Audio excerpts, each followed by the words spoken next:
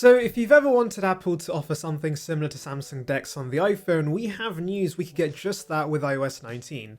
Leaker Majin Bu reports that a limited version of Stage Manager could come to iPhones with a Type-C port, so that's the iPhone 15 and 16 series. Right now, plugging your iPhone into an external display gives you access to a basic form of screen mirroring. Basically, what you see on the iPhone is projected onto the monitor, and so even a cut-down version of Stage Manager would be a big upgrade. And I know some might say, what is the point of this? Well, for those who might want to get work done, plugging your iPhone into a monitor and quickly getting access to a desktop-like experience would be clutch. And if you are only using a Mac or iPad for basic computing, this feature could replace those devices. Actually, hypothetically, since the M series chipsets are just beefier iPhone chips, Apple could just let the iPhone run macOS when plugged into a monitor, but obviously they still want to sell Macs, and so we're getting this in-between option with Stage Manager. But if this turns out to be true, this could be a big upgrade over the current screen mirroring interface. Moving to iPadOS 19, however, leaker Majin Bu reports that all iPads could get a menu bar similar to macOS when using the Magic Keyboard. That's the top portion of your Mac that gives you access to quick toggles for the UI and the application you're currently using. Mark Gurman had actually told us Apple's aim this year was to make iPadOS more like macOS, and then said there'll be three main changes: improved productivity, improved multitasking, and improved app window management, which was quite a vague list of changes. What does improved productivity even mean? Thankfully, leaker Majin Bu is more specific and tells us that yes, we should see the new menu bar, but also a more seamless version of Stage Manager, which sounds interesting.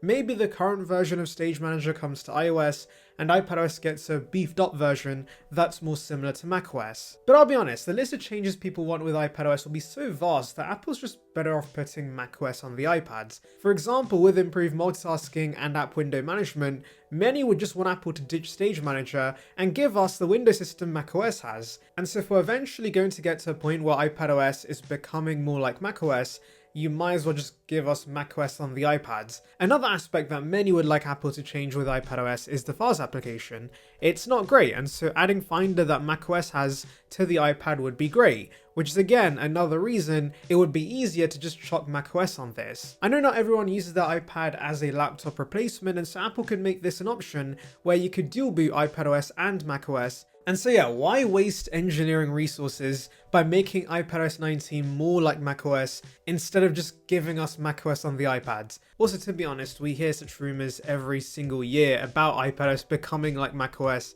It feels like ever since M1 we've been waiting for Apple to do something with all this power, but they've been slow to give us new software features.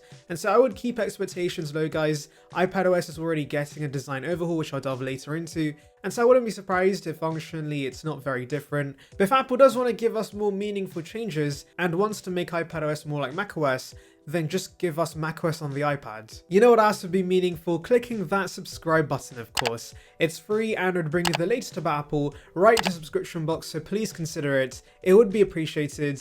Join the Surround Byte gang now. Anyway, let's now talk about the redesign coming to iOS 19 and by extension iPadOS 19, because we have new renders that show us the UI overhaul to expect. So earlier, John Prosser had showed us a redesigned camera UI, the new lock screen where the notifications are more translucent, and there's a more 3D floating look for the toggles, settings and pop-up with a more glassy aesthetic, imitating Vision OS, and a redesigned keyboard where it almost creates this illusion of it floating. But I'll be honest, I was still expecting more, and thankfully John Prosser now shares more renders that show us more drastic visual changes. And namely, we see circular icons in these new renders, which have been taken directly from Vision OS.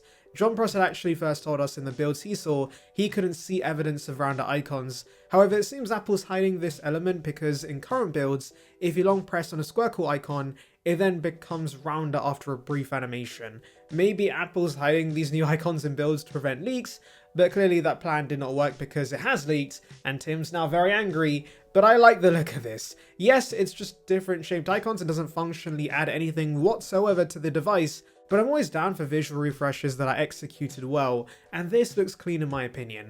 Apple could of course give consumers a choice, and similar to Android phones, it would be nice if you could switch between circular and squircle icons, but this is Apple talking about. They want design consistency, and so I'm expecting everyone to be forced to use these new icons, whether you like it or not. But personally, I'm not against that because These new icons are very cool. Another UI change to expect is a pill-shaped tab bar at the bottom of many of Apple's first-party applications. You can see how it looks, and it seems Apple is going to prioritize putting a lot of tabs towards the bottom of the device, which is great for reachability, especially for those using the Pro Max and having to do hand gymnastics right now to reach some areas of the UI. Also, Apple is rounding off everything, so if you long press on an app, the menu that now comes up is rounder. There's new sliders for volume and brightness in the control center, and the settings application now has slimmer toggles. There's also this subtle lighting effect to some elements to help create this glass-like appearance. So for example, the flashlight and camera controls on the lock screen shimmer as you move your iPhone, which sounds pretty cool. So overall, I actually love this. Yes, I'm an Apple sheep who's quite easily impressed by new fancy icons, but iOS has looked the same for a while, and so I'm glad to see a visual overhaul that will make your iPhone feel fresh. And I know some may argue that we don't need a redesign to iOS, we need stability. In fact, I have a feeling Apple's giving us this major overhaul to distract us from the fact Apple Intelligent Siri features have been delayed.